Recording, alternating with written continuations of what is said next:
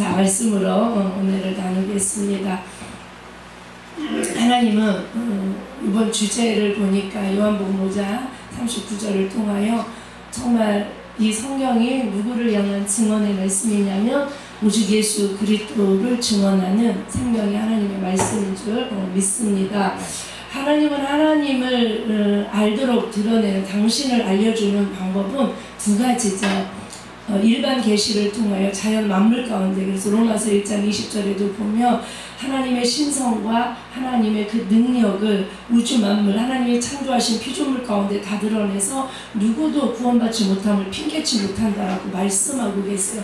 특별 계시는 뭐냐면 말씀이죠. 하나님의 말씀을 통하여 당신을 드러내는 거예요. 그래서 호세아 선지자는 6장 3절을 통하여 여호와를 알 때 어떻게 힘써 알으라고 말하고 있어요. 우리는 하나님을 아는 데 있어서 그냥 알아진다고 생각하면 그렇지 않는 것 같아요.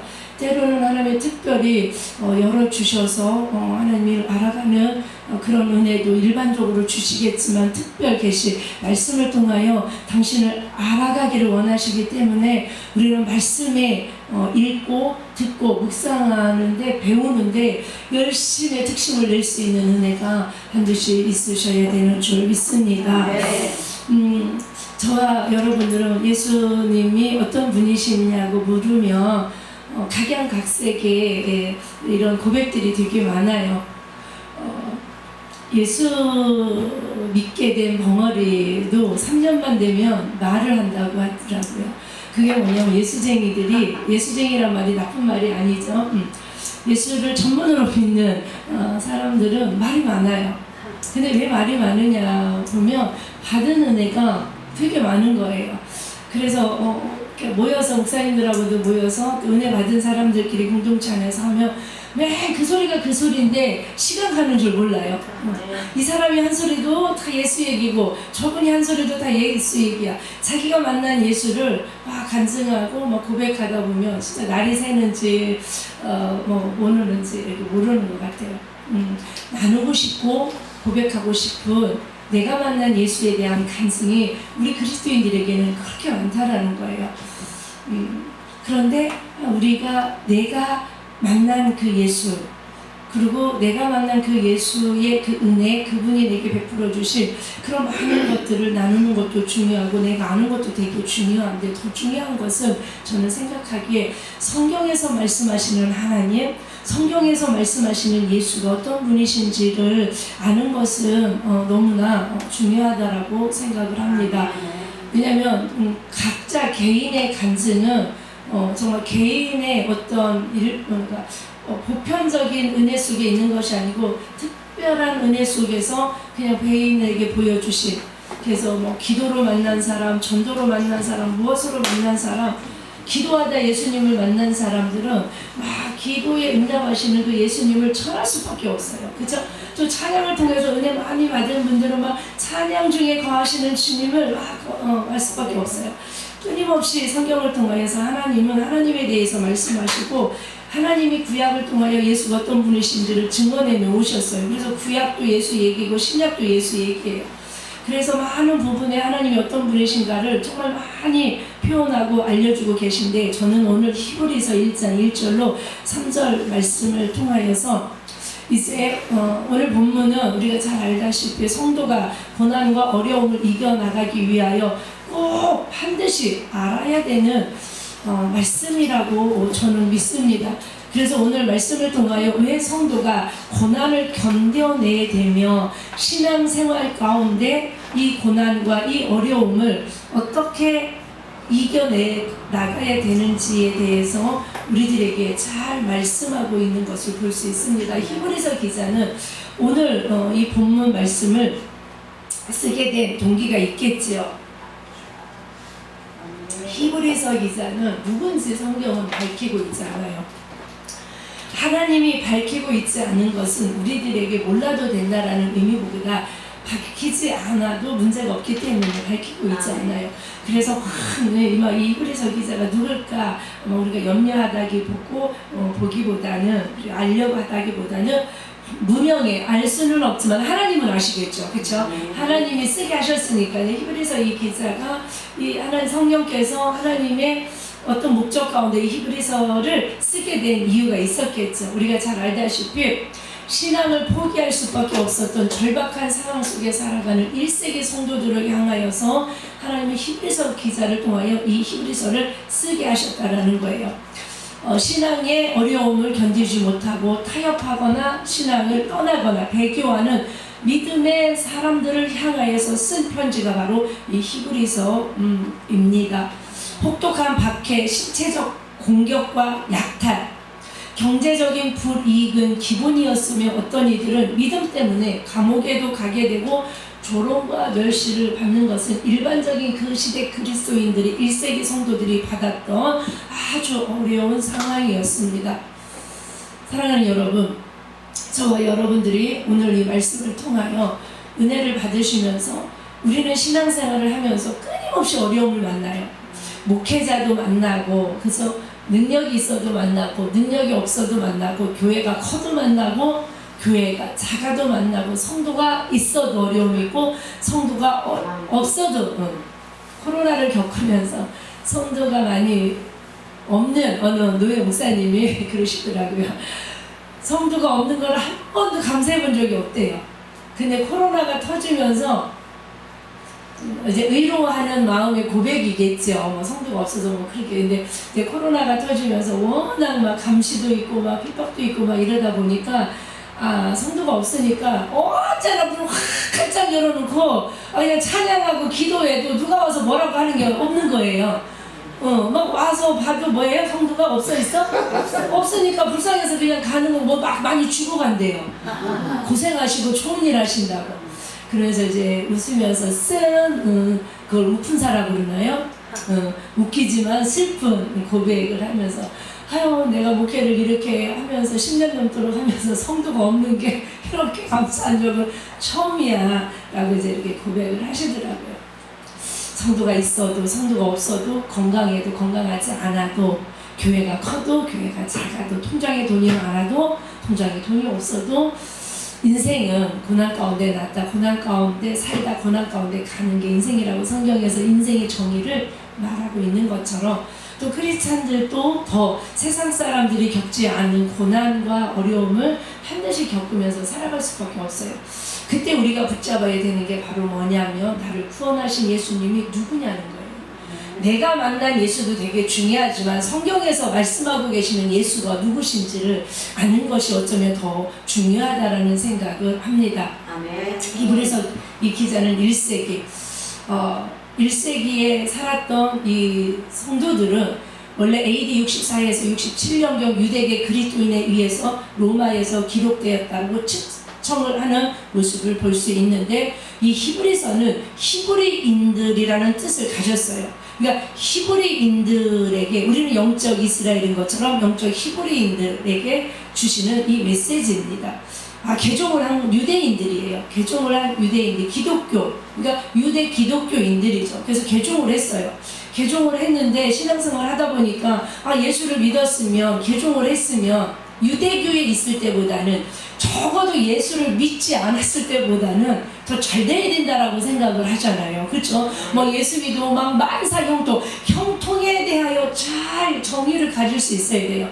형통은 무슨 일만 하면 잘 되는 게 형통이 아니고, 내 삶을 통하여 하나님의 뜻이 이루어지는 게 형통이에요. 아멘. 내 삶을 통하여 내 뜻이 이루어지는 게 형통일 수는 없어요. 형통이 아닐 수도 있어요. 나는 내가 원하는 거 막 건강하고 막 내가 기도하고 막 다 이루어져야 되고, 내가 60평 가볼 수 있으면 60평 갔으면 좋겠고, 교회를 2층으로 가고 싶으면 2층으로 가는 게 형통이라고 생각하고, 교회 개업하면 그렇죠.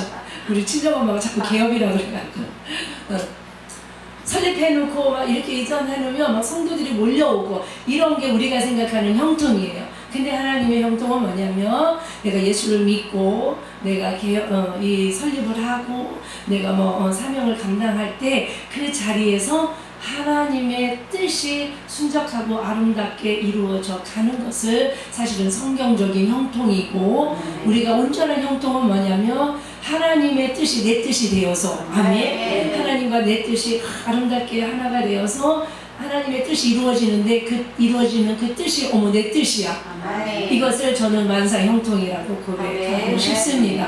그래서 이들이 개종을 해서 이제 유대계 기독교인들이 되었어요. 근데 잘 되기는커녕 평안하기는커녕 형통하기는커녕 핍박. 그래서 재산을 몰수당하기도 하고 감옥에 가는 사람도 있고 또 신체적인 위협도 가해지는 이런 경우들이 비일비재한 거예요. 그러니까 20년, 30년 그리스도를 잘 믿다 어떻게 되냐면 배교하는 거예요. 다시 어디로 가는 거예요? 유대교로 떠나버리는 거예요. 그래서 이 히브리서 기자는 누군지는 모르지만 신앙의 위기를 겪다 인내하지 못하고 참아내지 못하고 이 위기 속에서 신앙을 버리고 배교하고 다시 유대교로 떠나는 정말 그리스도인들에게 믿음을 굳게 지켜야 된다. 떠나면 안 되고 포기하면 안 된다.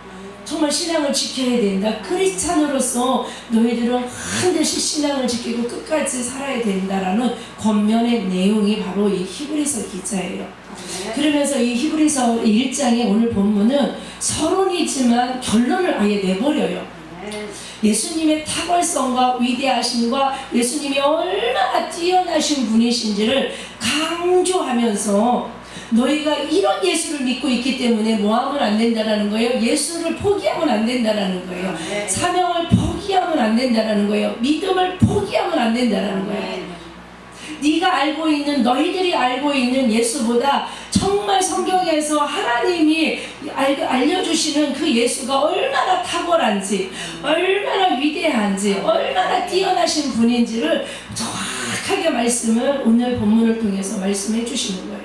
그러면서 자세히 설명을 해주는 게 나머지 히브리서 13장까지 이어져요. 그러니까 히브리서 1장은 서론이지만 결론이에요. 예수님이 어떤 분이신지를 딱 7가지로 결론을 내고 그러니까 너희들은 배교하면 안 돼. 그러니까 너희들은 유대교로 가면 안 돼. 너희들은 사명 포기하면 안 돼. 너희들은 신앙 포기하면 안 돼. 끝까지 예수를 믿되 어떻게까지 목숨을 내놓고 설악까지 예수를 믿는다 할지라도 절대 손해보지 않는 것이 신앙이라는 거예요. 아멘.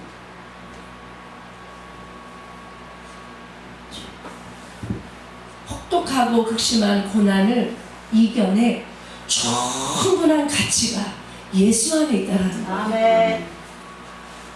사랑하는 여러분, 우리가 예수님이 어떤 분이신지를 안다면 어떤 위기와 고난과 환난과 위협 속에서도 우리의 신앙을 잘 지켜 나가는 줄 믿습니다. 그래서 오늘 여러 가지를 통하여서 이 히브리서 기자가 배교하는 유대인들을 향하여 권면하는 그 내용은 결론을 오늘 3절까지 내고 나머지들은 자세히 설명을 하는데 1장에서는 예수께서는 너희가 개종해서 믿게 된 나사렛 예수 그리스도는 천사보다 훨씬 탁월하신 분이라는 것을 1장에서 말합니다. 타협과 배교는 사실은 환경 때문이 아니고 고난 때문이 아니에요. 우리가 믿음 없는 것은 고난 환경 때문이 아니에요. 바로 뭐냐면 예수님이 어떤 분이신지를 잘 모르기 때문이에요. 우리가 예수님이 어떤 분이신지 그리고 그 예수님을 만나면요 왜 순교가 이루어지는지 아세요? 목숨을 걸고라도 충분히 믿을 만한 가치가 있는 것. 아멘. 바울은 이렇게 말하지 않아요. 가장 고상한 지식이 뭐라고 그래요? 예수를 아는 지식. 그거를 원문으로 정확하게 말하면 최고의 가치 있는 것이 예수 믿는 거라는 거예요. 우리의 생명보다도 더 가치 있는 일이 예수 믿는다라는 거예요. 우리가 배교하고 우리가 포기하고 우리가 사명을 감당하지 못하고 우리가 시험 들고 우리가 위기 속에서 내려놓는 정말 신앙을 내려놓는 것은 환경 고난이 아니라는 거예요. 예수님이 어떤 분이신지를 잘 모르기 때문에 그래서 오늘 히브리서 기자는 막 마음을 다해서 구약전 배경을 통하여서 그래서 히브리서는요 신약의 레위기서라고 할 정도로 제사에 대해서 막 또 여러 가지 피 흘림에 대해서 많이 자세히 얘기를 해줘요.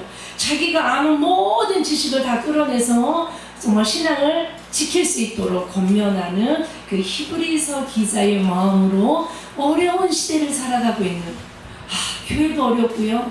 그쵸? 신앙인들도 어렵고요. 주의동들도 어렵고 어려워요. 근데 어려운 거에 포커스를 맞추면 안 돼요. 이 어려움 속에 신앙을 지키는 일이, 사역을, 교회를 지키는 일이 얼마나 가치 있고 얼마나 위대하고 얼마나 하나님이 기뻐하시는 것을 알 수 있는 은혜가 있기를 축복합니다. 그 3장 4장에서는요 모세가 얼마나 위대한지, 그러나 너희가 위대하다고 믿는, 정말 뛰어난 선지자라고 믿는 모세보다 예수는 훨씬 탁월하다는 것을 보여줘요. 그리고 5장에서 10장까지는요 대제사장 아론보다 훨씬 뛰어난 분이라고. 왜냐면 유대교에서 개종한 유대인들은요 천사 숭배 사상이 있고 모세라면 막, 그리고 또 율법이라면 또 아론 제사장 이런 거에 대하여 할례 받는 거, 율법에 관한 거, 하나님이 주신 이런 거에 대해서 얼마나 자긍심을 가지고 살았는지 몰라요. 그리고 11장부터는 이런 믿음으로 살았던 구약의 믿음의 선진들의 이름이 11장 믿음의 장이죠. 그쵸?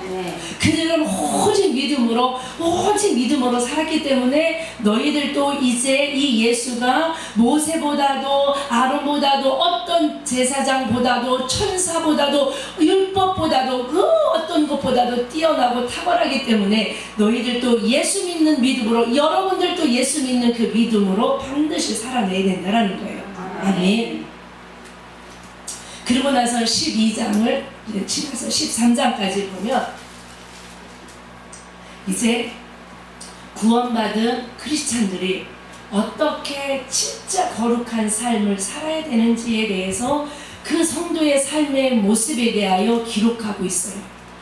우리는 말씀을 많이 알고 율법을 지키고 할례를 하고 예배를 드리고 그래서 구원받는 사람들이 아니에요. 에베소서 2장 8절에 보니까 구원은 오직 예수를 믿음으로 뭘로 받아요?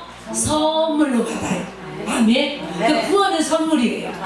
근데 우리가 말씀대로 살고 찬양하고 하나님이 기뻐하는 피조물로서 창조자 하나님을 예배하고 이렇게 살아가는 건 뭐냐면 마땅한 구원받은 성도의 삶이라는 거예요. 아멘.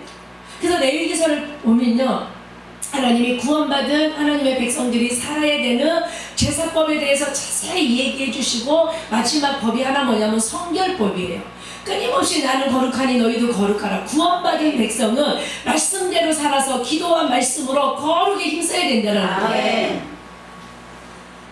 그러면서 13장에서 이제 결론을 내는 거예요. 그래서 너희들은 구원받은 사람으로서 예배자로 살아가야 되는데, 현장에서 드린 예배가 어디로 넘어가야 되냐면 삶으로 넘어가야 된다는 거예요. 우리의 사명은요, 교회에서도 사명이 있지만요, 교회에서 예배를 통하여서 무장되고 훈련 받아서 우리의 삶은 어디로 우리의 사명과 예배는 어디로 흘러가야 되냐면 삶으로 흘러가야 돼요. 그래서 삶의 예배를 하는데, 삶의 예배가 뭐냐면 나눔이고 섬김이고 찬양이래요. 그러니까 교회에서 예배를 훈련을 잘 받아서 사명의 자리, 정말 삶으로 나아갈 때 삶에서도 너희들은 예배자로 살아가야 되는데, 삶에서의 예배자의 모습은 뭐냐면 나눔이라는 거예요. 찬양이라는 거예요. 섬김이라는 거예요. 우리는 교회에서는 하나님을 기쁘시게 하는 예배자로 충분히 잘 살 수 있어요. 아무도 속일 수 없어요. 왜냐하면 막 찬양 잘하죠, 기도 잘하죠, 훨씬 잘하죠. 근데 하나님이 우리를 테스트하는 것은 저는 교회가 아니라고 생각을 해요. 어디에는 삶에서 진짜 너희가 하나님을 사랑하고 하나님을 예배하고 하나님을 기뻐한다면 삶 속에서도 하나님을 기쁘시게 할 수 있는, 삶 속에서도 너희가 하나님을 예배하는 예배자로 살 수 있다는 거예요. 그래서 진정과 신령이라는 그 예배 속에 하나님이 찾으시는 그 참 예배자 속에서는 뭐가 있냐면 교회 안에서의 예배자의 모습과 우리의 삶에서의 예배자의 모습을 다 담아내고 있다는 것을 우리는 기억하면서 오늘 히브리서가 말하고 있는 이 우리들에게 마지막 때 이 1세기 성도들이 겪는 고난만큼 지금 우리도 어느 시대도 마찬가지예요. 우리는 고난, 위기, 위협, 어려움, 그쵸? 전도를 하다 보면 주일날 지키지 못하시는 분들을 보면 정말 안타까운 게 뭐냐면 다 생업과 연관이 있어요. 주일날 벌지 않으면 가족이 굶어 죽게 생겼어요. 누가 안 벌겠습니까? 그쵸? 나는 내가 믿음이 있으니까, 내가 예수를 만났으니까 나는 주일을 지키고 싶은 거야. 나는 예배 가고 싶은 거야. 근데 내가 벌지 않으면 나머지 가족들은 예수를 알지 못하고 나머지 가족들은 뭐예요? 벌어 먹여야 되는 거예요. 정말 실질적인 팥죽 한 그릇 같은 정말 식물, 양식, 생업과 관련되어 있는 이 시대, 벌지 않으면 살 수 없어요.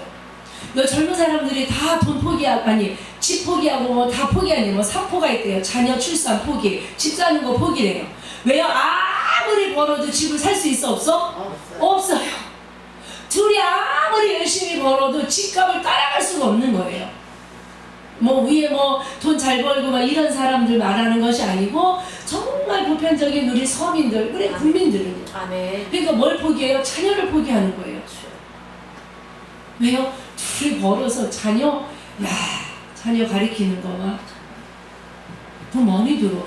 기저귀 값도 그쵸 많이 들고, 분유값도 많이 들고, 또 뭐 이유식 값도 많이 들고. 야, 내가 옛날에 시집 잘 간 건 아니고 일찍 가서 얼른 키우는 게 진짜 다행이다는 생각 정도로 물가도 너무 비싸고, 그쵸, 돈 벌기는 되게 어렵고. 1세기 성도들의 위협적인 신앙생활과 지금하고 별반 다르지 않아요. 우리도 마찬가지예요. 목회도 마찬가지죠. 예. 사연 막 들어보면 그래요, 교회 닫아야 되겠네요. 사연을 들어보면 맞아요, 사역 포기하게 되겠네요. 진짜 굶고, 여러분 지금도 뭐 진짜 생명을 내놓듯이 모든 걸 내놔야 교회를 경영할 수 있고 사역을 감당할 수 있는 목사님들이 너무나 많아요. 코로나 때 우리 대한민국이 10,000교회가 문을 닫았대요. 근데 어떤 거 보니까 20,000 교회라고 하더라고. 어떤 게 맞는지는 잘 모르겠어요. 근데 어느 분의 설교를 듣다 보니까 LA에 한인교회가 800개가 문을 닫았대요. 어느 설교를 듣다 보니까. 그 LA만인지 그 준지는 모르지만 언뜻 듣다. 그 정도로 이 코로나 시대에 얼마나 어려움이 많았겠습니까? 뭘 내놓지 않으면요, 나의 전부를 예수한테 걸지 않고 나의 모든 운명을 예수한테 걸지 않으면 마지막 때는 이 작은 겨자씨만도 못한 이 믿음 지키는 게 쉽다 어렵다? 너무 사실 어려워요. 근데 지킬 수 있는 방법이 있다는 거예요. 지키려야 된다는 거예요. 그게 뭐냐면 니들 목숨, 너희의 목숨을 내놓고라 또 예수를 정말로 믿을 만한 가치 있는 분이 누구라는 거예요? 나사렛 예수 그리스도. 아멘. 그래서 수많은 성도들과 수많은 주의 종들과 수많은 사역자들이 정말 모든 것 삶을 포기하고 주님을 따르고 사역을 감당하는 그런 은혜가 있다는 걸 우리는 기억하면서 7가지로 예수님의 탁월성과 뛰어난 그 능력에 대해서 오늘 히브리서 기자는 말합니다. 근데 7가지만이겠습니까? 10,000가지도 넘죠. 예수님이 어떤 분이신 거 요한복음에는 뭐 예수님이 자증적 설교를 통해서 당신이 어떤 분이신지, 목자요, 빛이요, 생명이요. 아멘. 얼마나 많은. 그런데 7가지라는 것은 바로 뭐냐면 온전한 하나님의 숫자가 7이잖아요. 그래서 이 7가지라는 히브리서 기자는 이 7가지 메시지를 통하여서 뭐냐면 온전하신 예수를 이 7가지에 담아서 이야기해주고 있는 거예요. 1세기 성도들이 아니고 이 시대에 살아가고 있는 저와 여러분, 이 시간에 예배의 자리에 찾은 우리들에게 말씀하고 있다는 걸 믿습니다. 우리 한번 1절 읽어볼까요? 1절 시작. 옛적의 선지자들을 통하여 여러 부분과 여러 모양으로 우리 조상들에게 말씀하신 하나님이. 아멘. 여러 선지자들을 통하여, 여러 부분이 뭐냐면 옛적에, 이거 구약시대를 말하고 있어요. 구약시대에 선지자들을 통하여, 선지자 알죠? 선지자들을 통하여 여러 부분 여러 모양으로 우리 조상들에게 말씀하신 하나님. 자 보십시오. 선지자들을 통하여 구약시대에 하나님이 나사렛 예수 그리스도가 어떤 분이신지를 여러 방법과 여러 모양으로 이미 말해 놓았다라는 거예요. 자, 물어볼게요. 구약에 누구 얘기예요? 예수 얘기예요.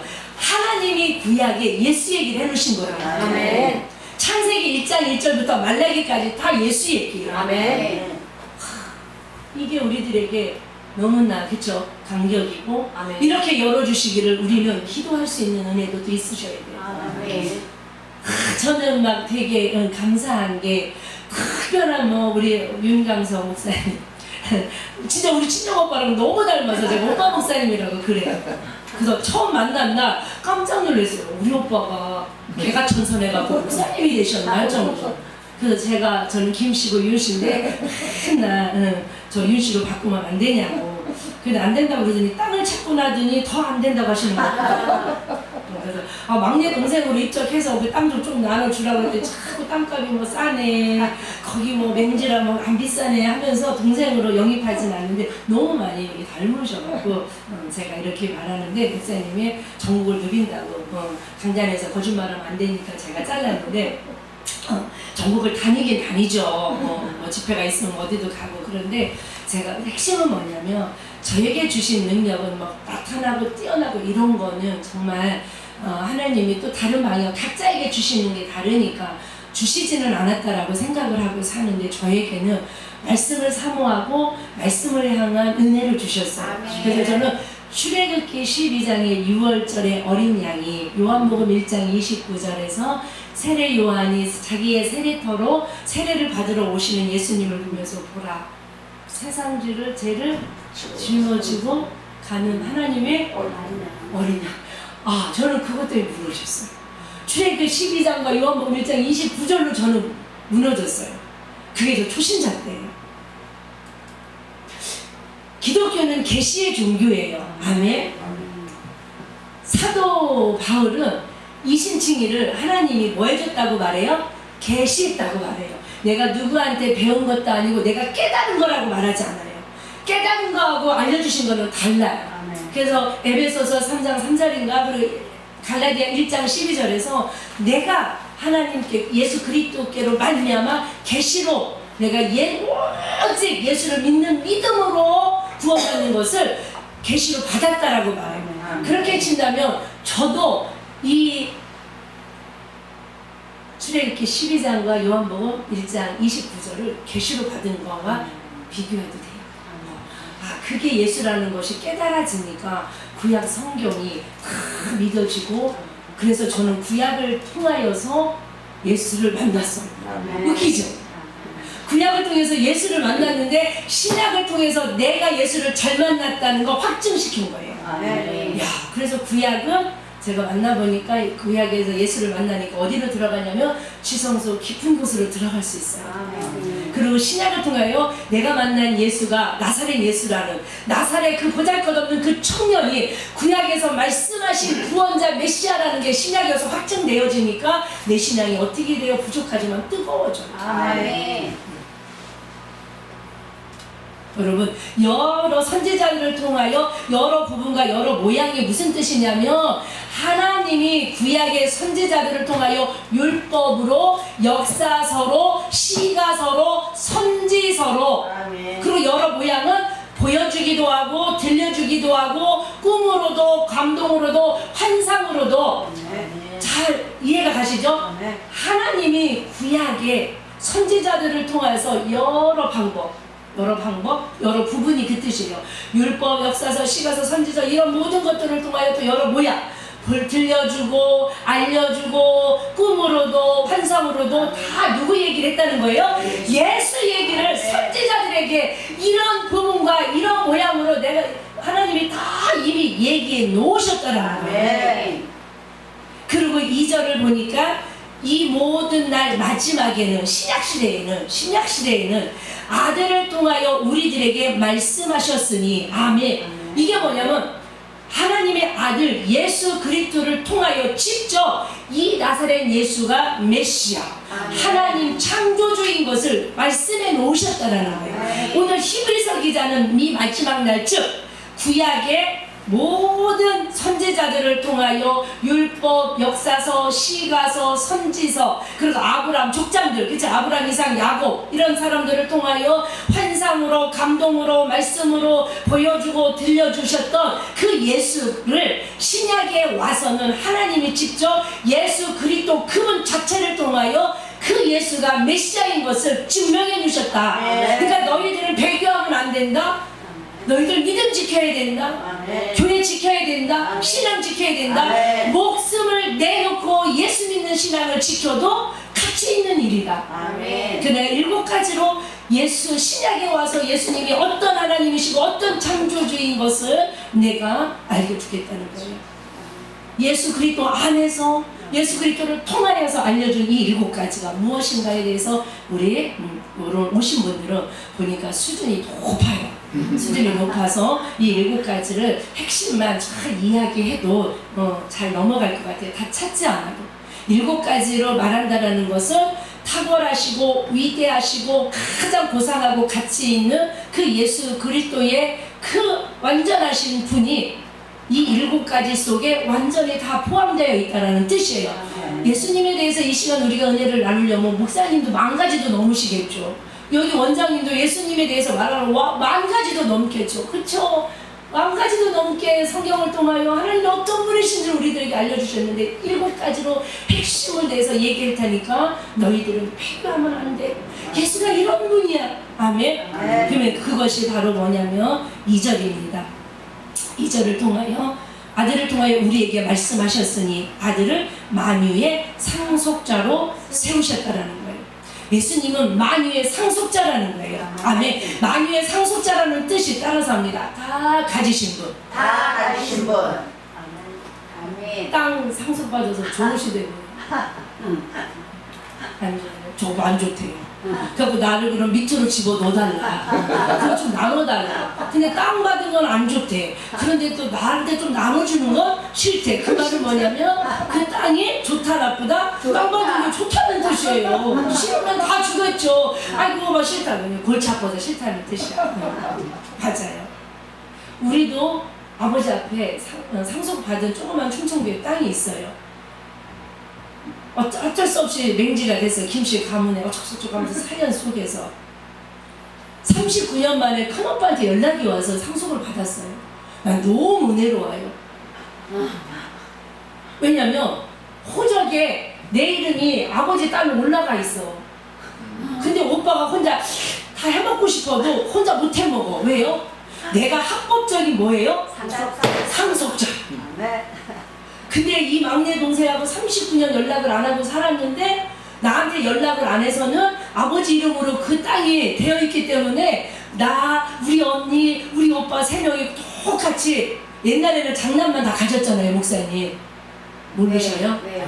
그렇죠. 우리 목사님 뵈니까 홍한수 씨는 생각났어. 생각 안 났어요? 목사님처럼 찬양인도 하시는 우리 안수 집사님이 계세요. 네, 그래서 내가 야 생긴 것도 비슷해요. 잘생기셨어. 이렇게 handsom하게, 그쵸?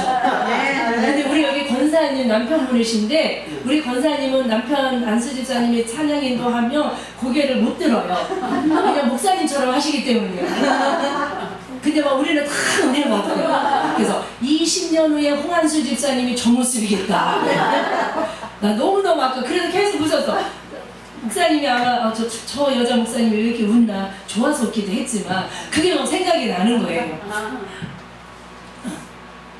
우리 오빠가 우리한테 얼마나 연락을 하고 싶지 않았을까. 혼자 이걸 싹 닦고 땅을 받고 싶었을까. 39년 동안. 왜냐면 엄마 아버지가 재혼이에요. 근데 그 오빠가 내가 호적은 올라가 있지만 친오빠가 아니야. 씨는 김씨지. 근데 엄마가 다르니까 서로 아버지 돌아가시면서 이게 관계가 끊어졌어요. 근데 이제 오빠가 죽기 전에 이걸 해보려고 했더니 어머머 그 땅 하나만 아버지 이름으로 이전이 안 된 거야. 모든 땅을 다 장남한테 주고 돌아가셨어. 우리 아버지가 정말 우리 아버지가 여기 조영이시죠. 우리 아버지는 김영이세요. 김자 영자 희자야. 우리 아버지 국어책에 갔더니 우리 아버지 이름이 맨날 나와. 영이야 놀자, 철수야 놀자. 예수님이 만유의 상속자라는 것은 뭐냐면 다 우주 만물이 예수 그리스도 거라는 거예요. 아멘. 아멘. 자, 이걸 다시 말하면 예수 그리스도 안에서 요한복음 8장에 보니까 성령으로 인도함을 받는 자는 하나님의 아들이고 아들이면 자녀면 그쵸? 하나님의 상속자. 아멘. 하나님 안에 있는 즉 하나님의 모든 것들을 예수가 다 상속을 받으셔서 우리도 예수 그리스도와 함께 상속자가 되었어요. 아멘. 우리는 합법적인 하나님 나라의 상속자예요. 아멘. 그래서 우리는 하나님께 목을 매서 달라고 그러는데요. 아멘. 너 왜 달라고 그래? 그래서 가장 복음적인 성도가 무슨 성도? 뻔뻔한 성도예요. 예, 뻔뻔한 성도예요. 우리는 합법적으로 하나님의 자녀예요. 네, 아멘. 그래서 막 열심히 안 하고 내가 막 부끄럽고 죄지면요, 아버지한테 뭘 달라고 하기가 막 죄송해서 막 기도 못 하시는 분 복음적이지 않다고 저는 개인적으로 생각해요. 뻔뻔한 우리 자녀들 보면 너무 뻔뻔해요. 돈을 맡겨놓지 않았어요. 근데 꼭 달랄 때 어떻게 달라고 해요? 맡겨놓은 것처럼 다 하려고 그래요. 그래서 제가 가장 충격받았던 게 우리 딸이 고등학교 때 핸드폰을 액정이 나가서 고치는데 18만 원 달래요. 안 고쳐줬어요. 화가 나서. 너무 액정을 잘 깼죠. 잘막 이러고 안 해줬어요. 근데 해달라고는 안 하는 거예요. 근데 친구한테 이렇게 말하더래요. 괜찮아. 일주일만 있으면 우리 엄마가 아쉬워서 뭐 해줄 거야? 해줄 거야. 자, 일주일 전에 해줬을까요? 해줬죠. 대보도에서 인천까지 통학을 하는데 핸드폰이 없으니까 제가 걱정이 되는 거예요. 1시간 40분을 타고 시외버스를 타고 대보도에서 여기 무슨 학교를 다녔나 모르겠네. 여상을 다녔어요. 무슨 여상인지도 모르겠네. 저기 아무튼 도원역 앞에 있는 거길 다녀서 1시간 40분. 그런데 차를 탔는지 오는지 가는지 새벽 차를 790번을 타고 와야 돼요. 그러니까 누가 제일 아쉬워요? 제가 아쉬워서 3일 만에 해줬어요. 해줬어요.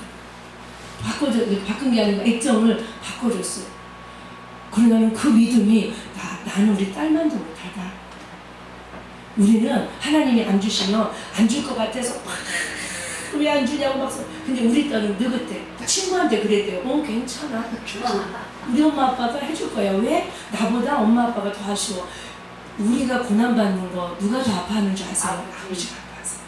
우리가 없어서 힘들어하는 거 내가 힘든 거보다 우리 성부 하나님이요 사랑하는 우리를 바라보시면서 아파하세요. 그래서 하나님께 우리는 마땅히 하나님 나의 그쵸? 그래서 이사야 9장에 보면 영존하신 아버지가 원어에 보면 아비아드예요. 영원한 우리의 합법적인 보호자예요. 아멘. 그래서 하나님께 우리는 구할 때 자녀이니까 구해야 돼요. 아멘. 그 믿음이 어디서 나와요? 오늘 이 히브리서 기자가 말하는 만유의 상속자이신 예수 그리스도께 우리는 구해야 돼요. 아멘. 아멘. 하나님께 구했는데 누구의 이름으로? 예수 그리스도의 이름으로. 예수님은 말해요. 너희가 이 땅에서 두세 사람이 내 이름으로 무엇이든지 구하면 내가 행하리라. 아멘. 네가 기도하면 내가 일할게. 이게 기도의 권세예요. 기도의 권세는 아버지께 구하는 권세예요. 아멘. 자녀의 권세로 구하는 거예요. 아멘. 아버지 주십시오. 아멘. 나는 하나님의 자녀입니다. 아멘. 그래서 나와 하나님의 관계에 우리는 애써야 돼요. 아멘.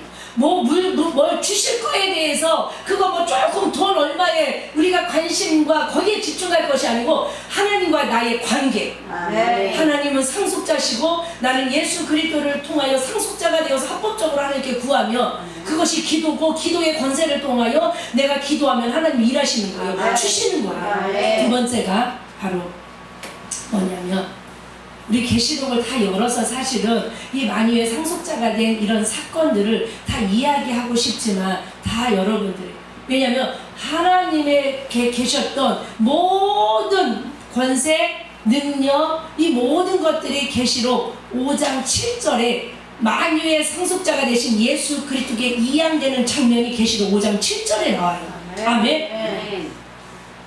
그 어린 양이 나와서 보좌에 앉으신 즉 하나님 성부 하나님께 오른손에서 두루마리를 취하시사. 아멘. 이 감격적인 순간은 뭐냐면 만유의 이 상속권이 누구에게서 누구에게로 성부 여호와 하나님께로부터 성자 예수 그리스도께 넘어가는 장면이에요. 아멘. 모든 권세가 넘어가는 장면이 계시록 5장 7절이에요. 그래서 그때부터 하나님 아버지께 올려드리는 찬양이 어린 양 예수 그리스도께 찬양과 경배가 그때부터 올라가기 시작해요.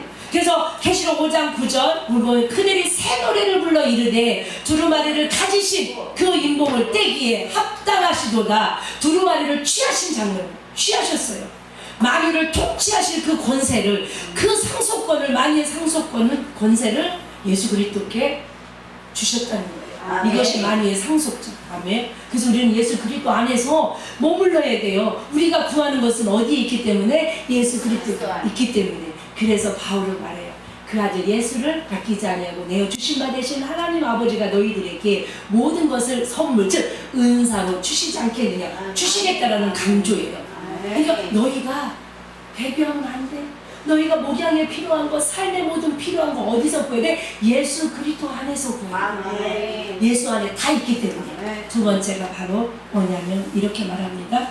그로 말미암아 모든 세계를 지으셨으니. 그쵸? 여러분, 태초에 하나님이 천지를 창조하시니라. 그 창조하시는 그 역사 속에 여러분 성부, 성자, 성령이 창조에 연합하신 거 아시죠? 예. 천지 창조의 역사가 바로 삼위 하나님이 하셨어요. 태초에 베레시트죠. 베레시트. 사랑하는 여러분, 근본 으뜸 첫것 장자. 바로 하나님이 천지를 창조하실 때 하나님이 엘로힘이에요. 창조하시는 하나님의 엘사다이보다 훨씬 뛰어난 능력이 엘로힘인 거 아셔야 돼요. 아멘.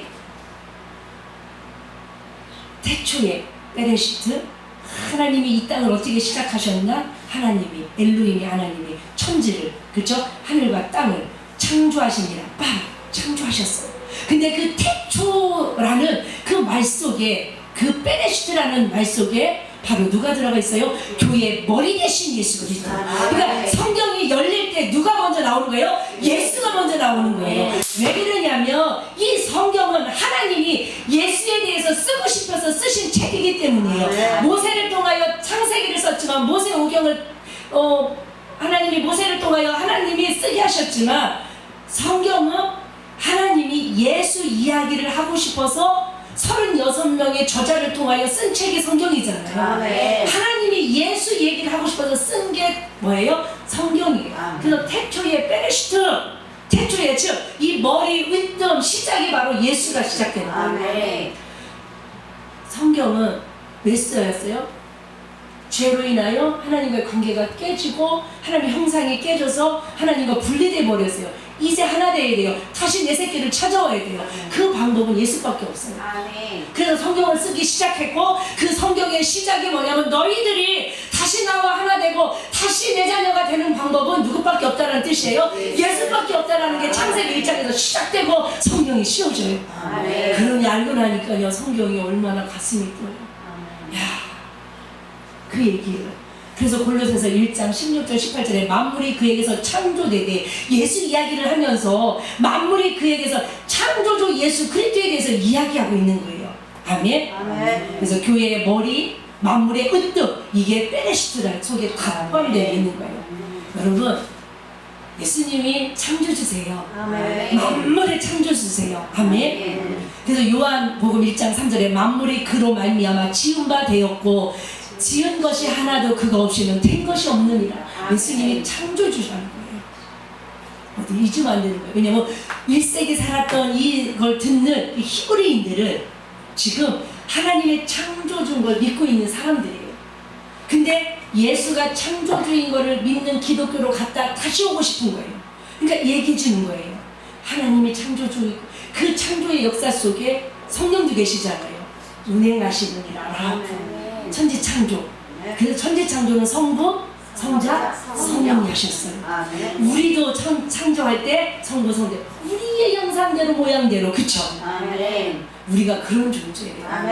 하나님 한 분만 나를 지으셔도 우리가 정말 멋질 텐데 성부, 성자, 성령이 우리의 모양대로 우리의 형상을 따라 사람을 창조하자. 그래서 이렇게 예쁘고 아름다운 존귀한 존재가 우리가 이 땅에서 살아가게 될 거라는 거 우리는 기억해야 되는 줄 믿습니다. 넘어갑시다. 세 번째 뭐라고 하시냐면 3절 이는 하나님의 영광 예, 이는 하나님의 영광의 광채시오. 오늘 208 부르셨던 우리 조영희 목사님이 특성이 그게 나오더라고요. 예수가 뭐라고? 빛이라. 아멘. 하나님은요, 지존하신 절대 지존자, 영광의 빛을 예수께 쏟아 부으셨어요. 아멘. 그래서 예수님은 계속 뭐라고 해요? 내가 빛이다. 내가 참 빛이다. 그리고 너희는 빛의 자녀다. 고린도후서 4장에 보면 그리스도의 영광의 복음의 광채가 그리스도 영광의 하나님의 형상이니라. 하나님의 영광의 광채가 예수 그리스도인 거예요. 그러니까 예수 그리스도 자체가 하나님의 영광의 빛인 거예요. 아멘. 그 이야기를 해주는 거예요.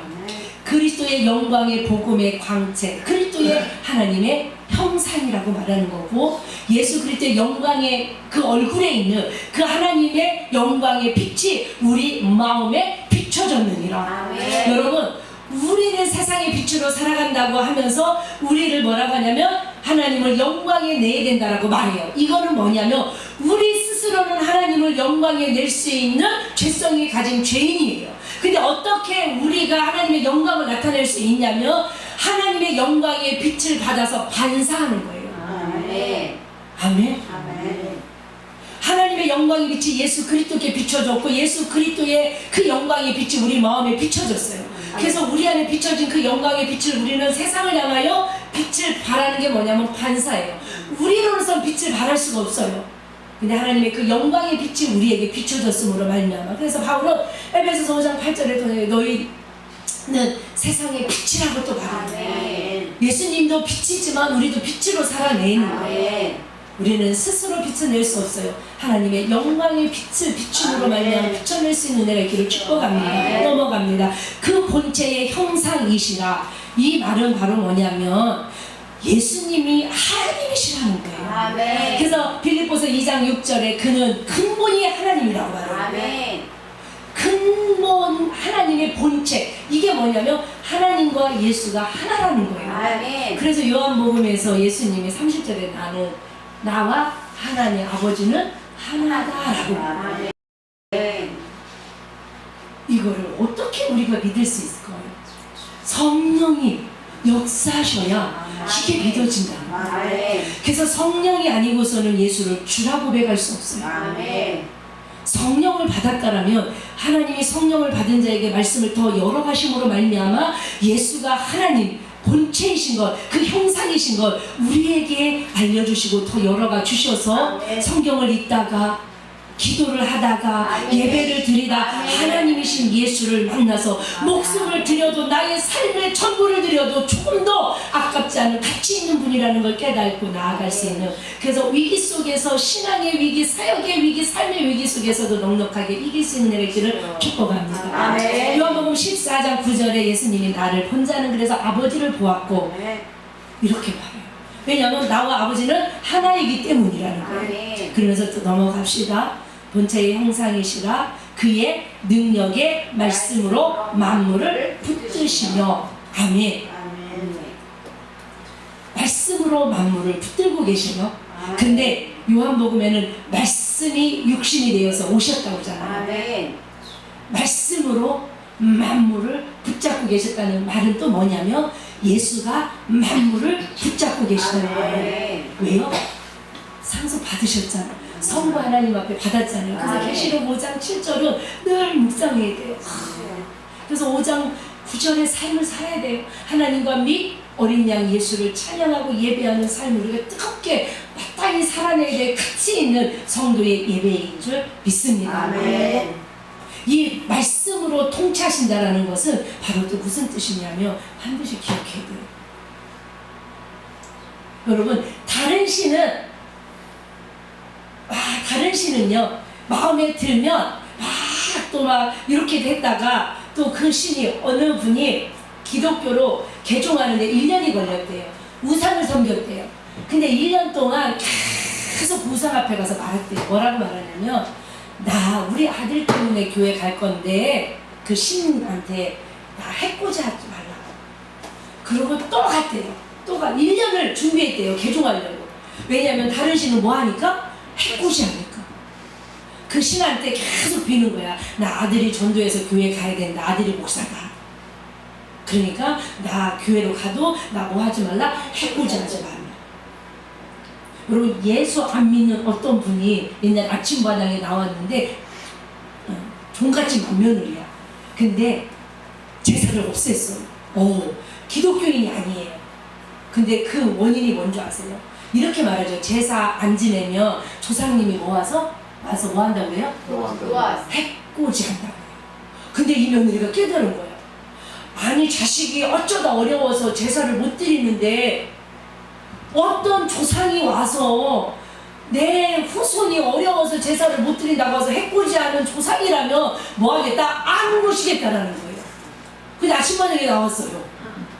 그래서 정말 아주 막 귀한 집 맏며느리인데 기독교인이 아니에요. 제사를 없앴어요. 그래서 모든 어른들을 다 뭐 시킨 거예요? 설득시킨 거예요. 근데 어른들이 듣다 보니까 맞아. 여러분 제사 안 지낸다고 해코지한다면 그 조상이 진짜 조상이에요? 귀신바가지예요? 귀신바가지죠. 지 뭐 얻어먹으니까 제사밥 못 얻어먹는다고. 제사밥이 어디 있어요? 이 사람 이 영혼들을 지가 이렇게 하다가 어디로 끌고 갈 거야? 지옥으로. 제사 여러분 제사 귀신한테 한다는 거 성경에 나와 있죠. 바울이 말하잖아요. 제사는 귀신하게. 여러분 제사 지내면 안 돼요.